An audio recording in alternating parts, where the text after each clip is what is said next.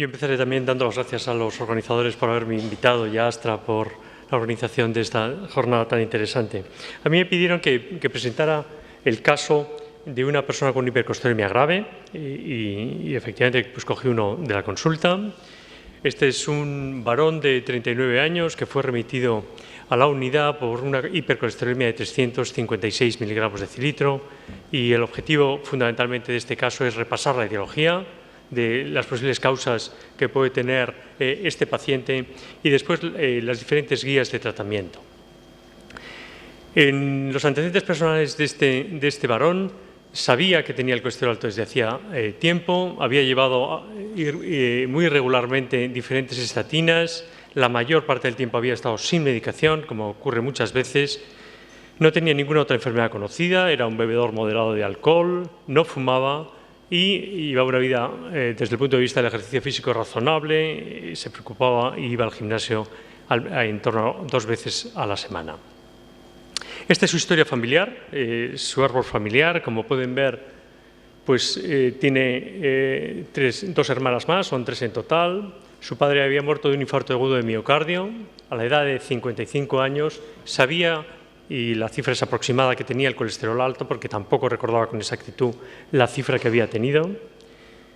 Una hermana sabía con seguridad que tenía el colesterol alto, o tenía otra hermana que lo desconocía, tanto él como ella, y tenía 2 hijos, uno de ellos un niño de 11 años que tenía un colesterol LDL de 198, claramente por encima del percentil 95 para un niño de esa edad. La exploración física tenía arco corneal, tenía un índice de masa corporal de 27,2 kilogramos metro cuadrado, un perímetro abdominal de 98 centímetros, era normotenso y tenía xantomas tendinosos en manos y en tendón de Aquiles. Aquí les he puesto la imagen del arco corneal, muy típico y muy significativo en personas que tienen relativamente jóvenes, por debajo de los 45 años es muy significativo de hipercolesterolemia de origen genético, y la presencia en los extensores de los dedos de xantomas, fundamentalmente en este extensor del segundo dedo, que es muy característico de las formas más graves de hipercolesterolemias hereditarias, de la forma de hipercolesterolemia familiar. Esta era su analítica de sangre, muy compatible con lo que nos había reflejado en la historia clínica. Tenía un colesterol total de 368 miligramos de decilitro, básicamente a costa del colesterol LDL. Tiene una glucemia normal, una HDL normal, una ApoB alta, una LPA, el límite normal alto, y dentro, para descartar causas secundarias en cualquier forma de hipercolesterolemia, pues siempre descartar colestasis, descartar hipotiroidismo, descartar síndrome nefrótico como causas más importantes de hipercolesterolemias secundarias y, por tanto, de forma muy sencilla se puede, descartando también determinados fármacos o determinadas enfermedades como la diabetes descompensada, pues se puede decir que este sujeto tenía una hiperlipemia, una hipercolesterolemia primaria. Por tanto, yo creo que el diagnóstico clínico inicialmente de este paciente es que tiene una hipercolesterolemia primaria. Hemos descartado las causas secundarias razonablemente. Su fenotipo lipídico, según la clasificación de Frederickson, que todavía utilizamos muchas veces, es un fenotipo 2A, es decir, que su hipercolesterolemia se debe básicamente a un aumento de la LDL, como lo habíamos calculado por la fórmula de Friede-Wald. Es evidente que es genético familiar. Por el árbol familiar ya hemos visto que tiene una transmisión claramente vertical, que afecta tanto a hombres como a mujeres, que afecta a todas las generaciones y, por tanto, claramente es una enfermedad monogénica, autosómica dominante. Y yo creo que la historia clínica en este tipo de pacientes y el árbol familiar es extraordinariamente relevante. Yo creo que lo comentaremos posteriormente, es relevante para hacer un correcto diagnóstico y hay que perder tiempo para intentar conocer los lípidos de los familiares, pero después yo creo que también es muy importante, y lo volveremos a comentar después, para hacer screening de otros potenciales miembros de la familia que puedan estar afectos de la enfermedad. Por tanto, yo creo que ese es el diagnóstico, por lo cual nos metemos a repasar y siento que a lo mejor en la parte lipidológica lo conocen bien, a lo mejor la parte cardiológica, y este es el objetivo, repasar un poco las causas de hipercolestemia monogénicas. qué enfermedades, se han hecho avances importantes en la caracterización genética, en las bases genéticas de estas enfermedades. Vamos a poder tener hipercolestoremias genéticas monogénicas, tanto dominantes como recesivas. Realmente las dominantes son mucho más frecuentes, las recesivas son muy raras. Claramente este enfermo no tiene una enfermedad recesiva, no tiene una citosterolemia por defectos en ABCG5G8, ni una autosómica recesiva por mutaciones en el LLRAP. Son todas ellas excepcionales, menos de un paciente por millón de habitantes. Es muy poco probable que en nuestra práctica clínica veamos un caso de estas características, y si lo vemos, pues no hay más remedio que remitirlo o estudiárnoslo de nuevo. Sin embargo, este tipo de hipercolesterolemia sí que es frecuente. Se señaló ayer la frecuencia aproximada es 1 de cada 500 personas, o incluso más en determinadas poblaciones. Depende de los criterios que utilicemos, pues lógicamente el diagnóstico puede ser uno u otro. Y dentro de ellas vamos a poder tener la hipercolesterolemia familiar clásica, que se debe a mutaciones en el gen del receptor LDL. Sin duda es la causa más frecuente en nuestro medio. Aproximadamente el 80 o incluso más de las personas con el fenotipo que estamos hablando tienen mutaciones en el gen del receptor LDL. La segunda posibilidad es que tengan mutaciones en el gen que codifica ApoB, la apolipoproteína que está contenida en las LDL y que sirve de ligando para el receptor LDL. En nuestro medio es relativamente común en Galicia, en el resto es poco frecuente, en el centro de Europa es más frecuente que en los países mediterráneos, y desde luego es, en términos generales, aproximadamente unas 10 veces menos frecuente que las mutaciones en el gen del receptor LDL. Hay un tercer causa de hipercolesterolemia que además, desde el punto de vista clínico, pues tiene mucha relevancia, porque aunque no son muy frecuentes, son mutaciones de ganancia de función de PCSK9, pero gracias al descubrimiento de este gen, pues hay un nuevo grupo farmacológico que tendrá posiblemente un gran protagonismo en un futuro inmediato, los inhibidores de PCSK9. PCSK9 veremos ahora mismo que lo que interviene es en regular la vida media del receptor LDL. Hay todavía una forma más rara de una mutación, que es una delección de un determinado aminoácido en el gen de ApoE, que también puede causar ese fenotipo, descrita recientemente. Y también hay otras formas, por ejemplo, determinados sujetos con concentraciones extraordinariamente elevadas de LPA, que se justifica la hipercolesterolemia en base a esa cifra de LPA, lo que se puede denominar como hiper-LPA. Y después hay una entidad clínica que se llama hiperlipemia familiar combinada, que es extraordinariamente debatida en la literatura médica, lipidológica, si realmente existe o no, si es un cajón desastre para muchas cosas, pero que indudablemente hay un subgrupo de sujetos que tienen un fenotipo de hiperlipemia mixta de transmisión autosómica dominante y que posiblemente la base genética de ello pueda ser en algunos casos monogénica, y algunos genes que hay descritos, al menos familias puntuales causantes de ese fenotipo, se encuentran en diferentes genes. Por lo tanto, desde el punto de vista clínico, está claro que este sujeto tiene que tener una de estas cosas, porque sin duda no llegamos al diagnóstico de certeza genético en el 100%, pero lo probable es que tenga una de estas cosas. El mecanismo patogénico de esta hipercolesterolemia familiar, como han visto, se puede producir, casi voy a pasar a la siguiente, que es más ilustrativa, se puede producir, es decir, la acumulación de LDL en sangre se puede producir porque haya mutaciones en la propia LDL, ApoB, que es el ligando, en la proteína, o que haya mutaciones en el receptor de la LDL y, por tanto, esa ApoB no es reconocida por el receptor porque bien no existe o bien es defectuoso, o bien porque tenga una vida media muy corta el receptor LDL. El receptor LDL está internalizando partículas LDL aproximadamente cada 20 minutos, cada 10, 20 minutos, y por tanto, si la vida media del receptor, y después se recicla otra vez a la superficie celular. Si tenemos mutaciones de ganancia de función en PCSK9, se produce una destrucción lisosomal del receptor LDL, por tanto la vida media se corta mucho y por tanto la consecuencia de efectos prácticos es que uno tiene menos receptor LDL. Por lo tanto, esas son las causas en este momento mejor conocidas y mejor caracterizadas que pueden explicar el defecto de la enfermedad monogénica autosómica dominante de este sujeto. En la práctica clínica hay diferentes criterios para hacer el diagnóstico de hipercolesterolemia familiar. El más utilizado y el recomendado por las sociedades europeas es el basado en unos criterios, en unas puntuaciones de las clínicas de lípidos holandesas que publicaron ya hace unos años. Y en base a esta puntuación, en el cual es muy importante conocer la historia familiar, muy importante tanto de enfermedad cardiovascular como de lípidos en la familia, la historia de enfermedad coronaria, la presencia de santomas o de arco corneal. Vean el enorme peso que tiene la presencia de santomas y arco corneal en el diagnóstico de esta enfermedad. Y, por tanto, aquí tenemos un familiar, estos dos son uno u otro, estos dos también son uno u otro.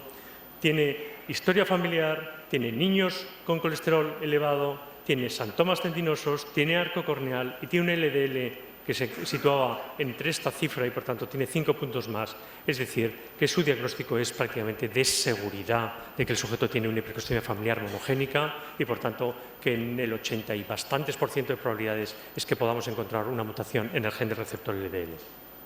Nosotros hace un tiempo publicamos en una serie con diferentes clínicas de lípidos españolas cuál sería el dintel para pedir estudios genéticos y tener una sensibilidad y una especificidad superior al 50%, y propusimos estas cifras no como diagnóstico de hipercolesterolemia familiar, sino de solicitud de estudio genético, es decir, que tendría una rentabilidad.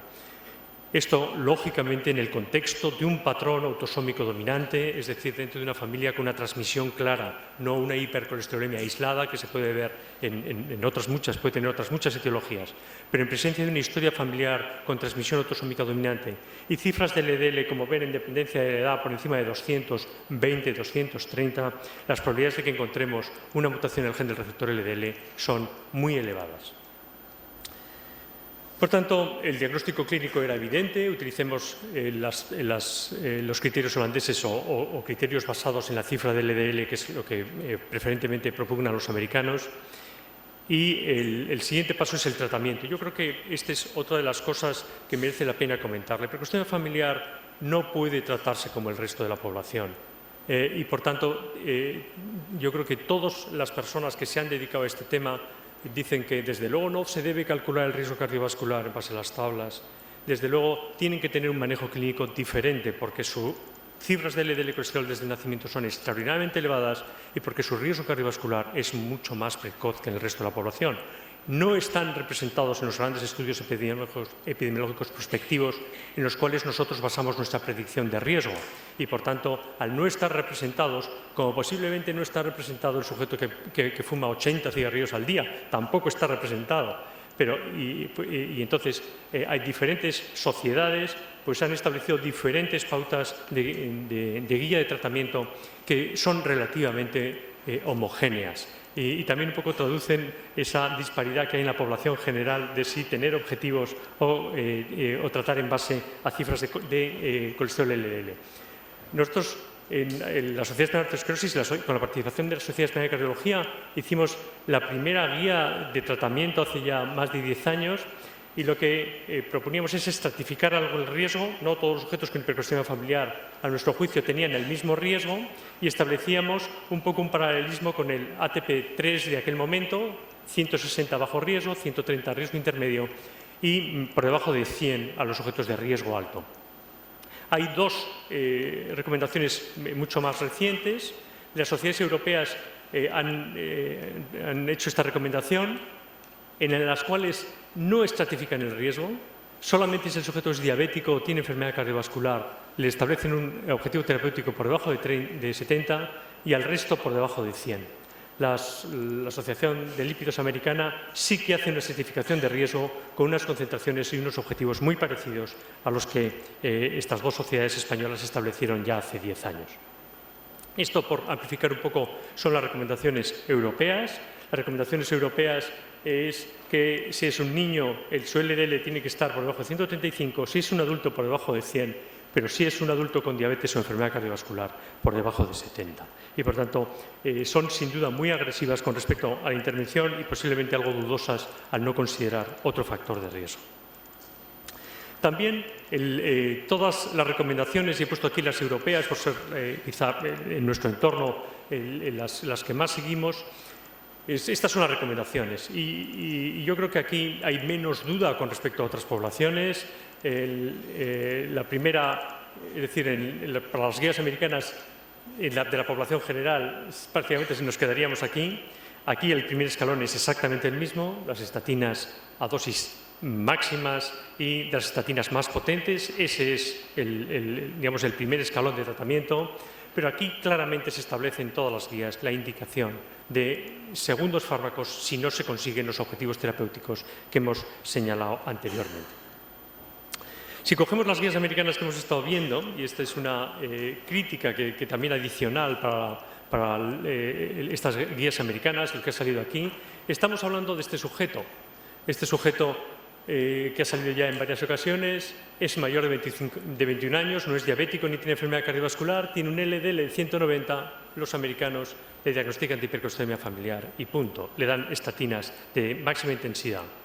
Pero, a mi juicio, y coincido con las recomendaciones específicas, el LDL por encima de 90 tiene más del 10% de la población en España y no el 10% de la población en España no tiene una hipercolesterolemia familiar y, por tanto, no puede ser el mismo manejo para todo el mundo. Es decir, como hemos señalado, podremos discutir si es uno de cada 250, cada 400 o cada 500, pero no es uno de cada 10 personas. Y estas guías americanas tratan a todo el mundo por igual. No tiene mucho sentido tratar por igual a este paciente que estamos en este caso clínico que a la chica que ha comentado antes el doctor Masana con 191 de LDL colesterol, 90 de HDL colesterol y ningún factor de riesgo. Los americanos lo tratarían igual y yo claramente creo que no debe ser tratado igual. Esto da vergüenza volverlo a poner otra vez. ¿Cuáles son las estatinas de alta intensidad? Esta es la evolución, esto es lo que hicimos de este paciente. Se hizo el estudio genético de muy alta reventabilidad con el diagnóstico, que nos confirma el diagnóstico, que nos da también ciertos criterios pronósticos. Tiene una mutación muy común en nuestro entorno, que se originó, y además lo hemos estudiado eso hace aproximadamente 2.500 años, en una zona de Teruel concreta. En el gen del receptor LDL, por tanto, podemos decir que tiene una hipercolesterolemia familiar monogénica, siendo heterocigoto para una mutación en el gen del receptor LDL, y por tanto era lo probable. El paciente, lógicamente, fue tratado con dieta y se le puso rosuvastatina, estatina potente a dosis alta. Se realizó un estudio familiar muy importante para detectar otros familiares afectos. Es el procedimiento de detección ideal de hipercolesterolemia familiar, tirar de árbol genealógico, se obtienen muchos pacientes, tiene muy alta rentabilidad, es coste efectivo y salen muchos pacientes por este procedimiento y a los 3 meses su colesterol LDL pues había reducido lo esperable, aproximadamente un 50%. Si seguimos las guías americanas nos quedamos ahí.